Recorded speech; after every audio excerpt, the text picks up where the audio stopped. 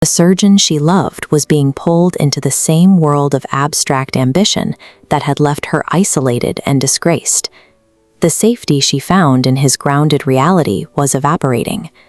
As the weather turned cold, Harriott discovered she was pregnant.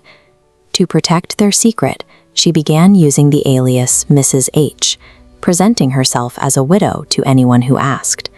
She knew how quickly society used scandal to destroy a person's future. By hiding behind a false name, she ensured that her own history would not touch Keats's emerging reputation as he prepared to enter the literary world. Their final meeting took place in the November fog along the Thames. Keats pleaded for 1 month to prove he could live by his words and leave medicine behind forever.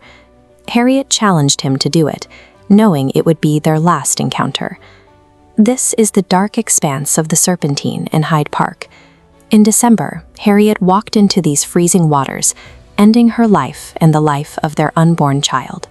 She had lived and died as Mrs. H, an invisible woman. In her final act, she ensured the scandal of the Shelleys died with her, leaving Keats unburdened as he began his pursuit of a life in poetry. Keats spent weeks searching for Harriott through the winter streets, asking for a woman he only knew by a borrowed name. The search ended at the magistrate's office, with the report of a pregnant woman's body discovered in the river. Some weeks later, Keats read Percy Shelley's poem, Alistair. The poem describes a poet who wanders the world in search of an ideal beauty, only to lose the living people around him. In the wake of Harriott's death, Keats saw the human cost hidden behind the pursuit of artistic perfection. He found he could no longer return to the surgical ward. The smell of the hospital and the cold instruments had become unbearable.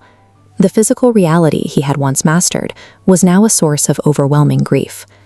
Keats put down the scalpel and took up the pen. He began to process the weight of his loss by forcing it into the structured language of his verse. Grief was translated into the rhythm of his lines. This draft shows Keats' physical ink strokes.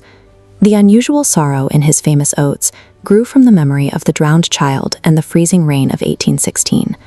These lines preserved the woman he lost, becoming a container for grief with nowhere else to go. History remembers John Keats for the beauty of his art, but that beauty was the literal alchemy of grief, a monument to an invisible woman, an unborn child, and a reign that never ended.